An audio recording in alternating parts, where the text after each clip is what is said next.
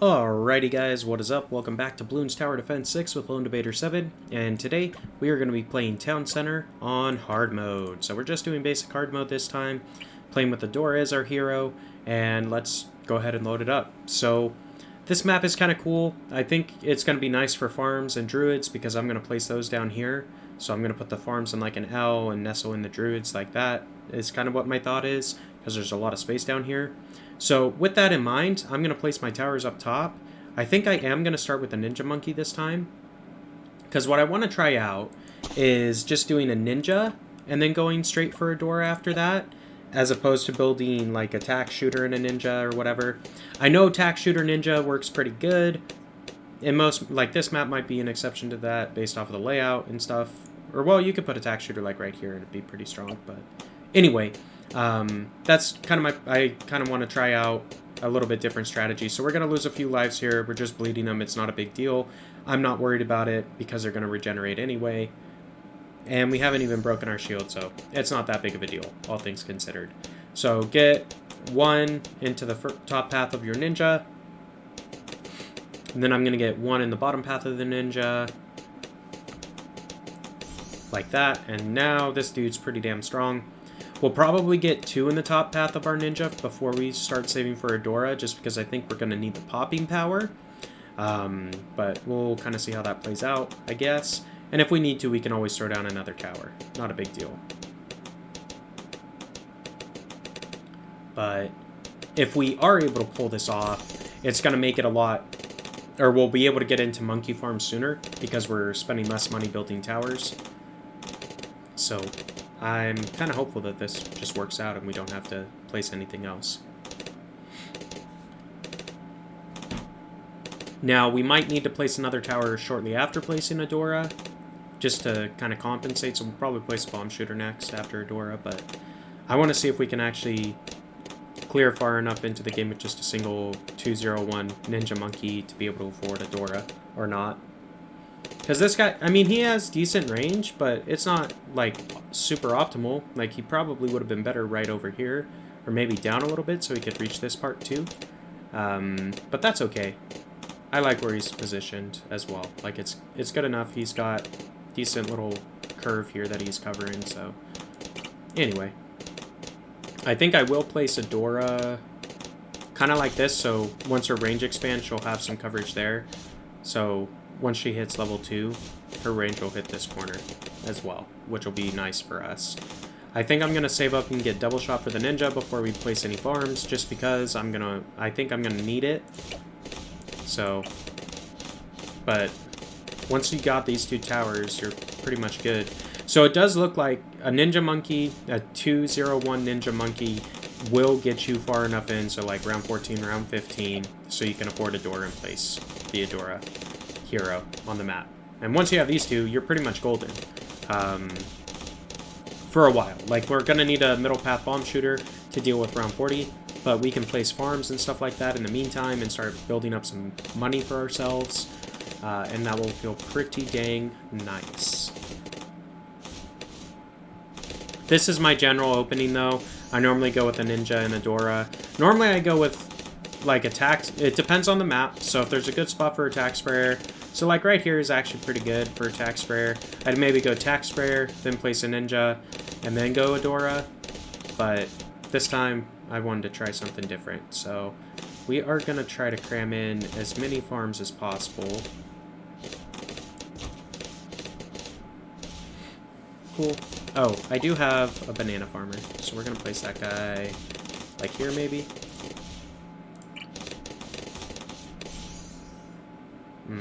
Okay, fine.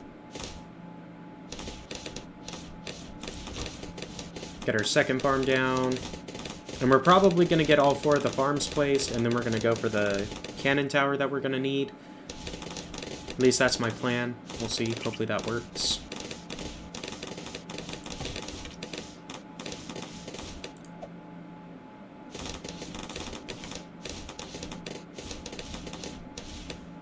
Cool.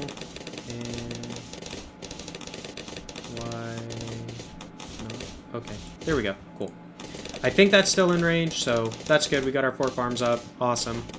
And then I'm not gonna mess around with placing the druid yet. I'm just going to get this guy up to a 2-3 bomb shooter.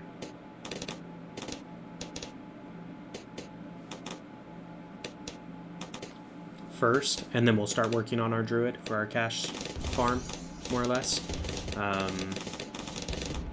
I really like the 4-0 banana farms with the 5 druids. Like, that seems to be a pretty good money strategy for me. It's easy to implement. It's always, like, I've gotten the build order down pretty much, so that's normally what I do as far as cash generation is concerned, and it seems to work fairly well for me. We'll start getting our first druid up and running. So this will be really good. We can maybe get 3 or 4 druids in here in range of all these farms, which does help you a lot. It'll make this jungle bounty upgrade worth more. It'll generate more on their cooldown or whatever. But let's kind of see how this goes. So round 37, we already have our druid up to a 3-2 or 0-3-2 with our 4 farms and all the towers we need to deal with the Moab.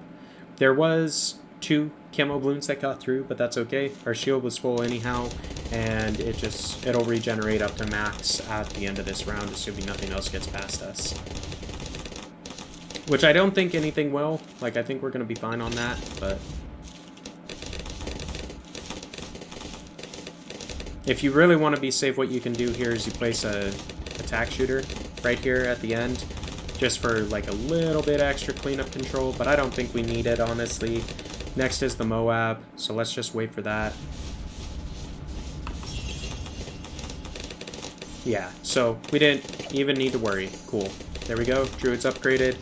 And now we're going to start banking some serious cash. I'm going to put down our second druid. And just get him his upgrades started, at least.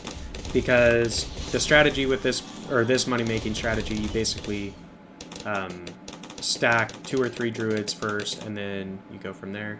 Oh, fuck. I forgot about this camo round. That's okay. We should be fine. We dealt with it.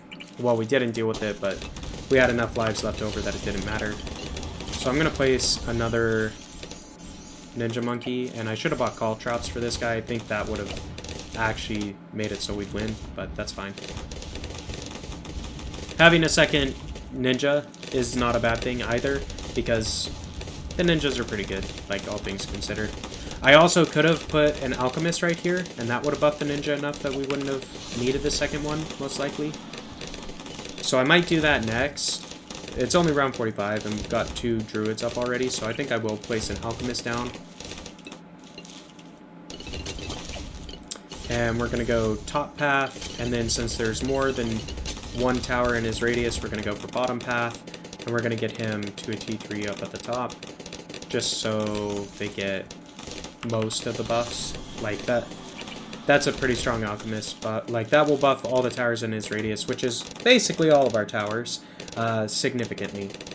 So alchemists are a really good choice if you're trying to like get a little bit more popping power out of what you have already. So this guy, he might get this 3rd one in his radius when we get Jungle's Bounty, because the range does expand with that upgrade as well. Yeah, so he's got 3 instead of 4, but even so, that's fine. Like, that's good enough. This one, I'm going to put him here and see if we can't get him to get 3 as well, even though he's, you know, on the opposite side or whatever. But now we're starting to generate cash a little bit more consistently. This is our 4th ninja, or 4th druid, rather. So we'll... yeah, okay, we dealt with it. Just barely, but we dealt with it. I think what I'm going to do now is actually get the village down and get our jungle drums up. Now that we've got 4. So that was a little bit greedy going for the 4th one. Normally I just stop at 3 at the very max and go for a super monkey next, just so I don't have to worry about anything bleeding through. But I wanted to get 4 up so we can generate the money a little bit quicker. It's kind of your discretion on those types of things, so just bear that in mind. So here we go. We're going to get our Sun Avatar Super Monkey set up.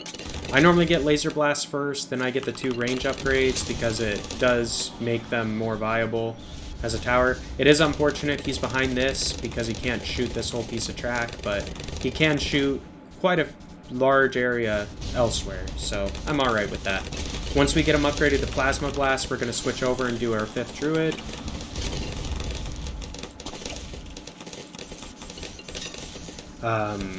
Just because, and this guy actually will probably be in range of 4 of the farms. Once we have 5 druids, then we're going to be generating cash like in large enough chunks that we can upgrade all of our towers to T4 or T5, and we won't have, like, we'll be fine. We'll get through round 80 no problem. So there we go, we got our 5th druid up. I think I'm going to go for Moab Assassin first.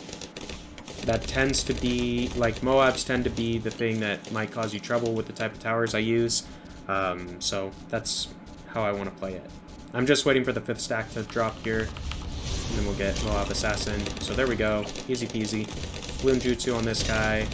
I do want stronger stim out of the Alchemist here next, because that will increase all of these towers quite a lot, honestly.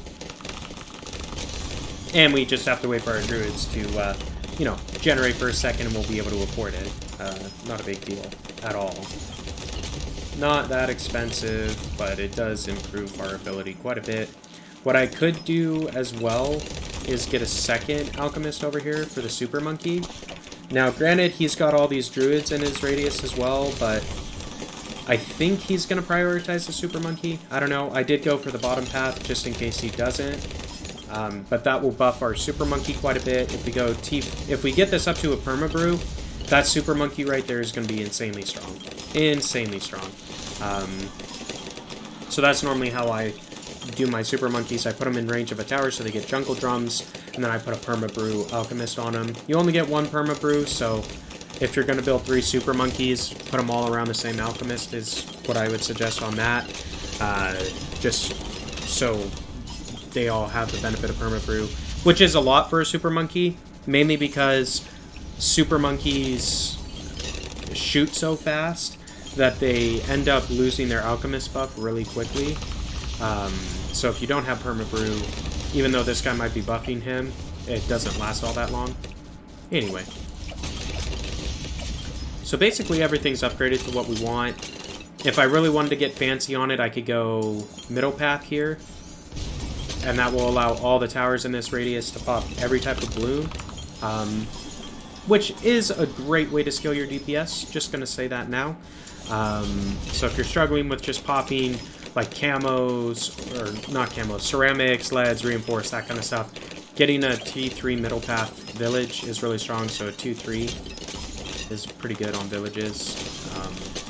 Anyway, so there we go, that's doing what it's supposed to.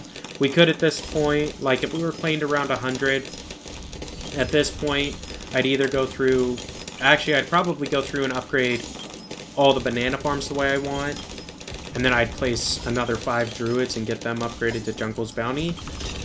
That way you are generating just massive amounts of cash towards the end. I am going to upgrade this guy to a Sun Avatar. It's going to be our next spend, I think.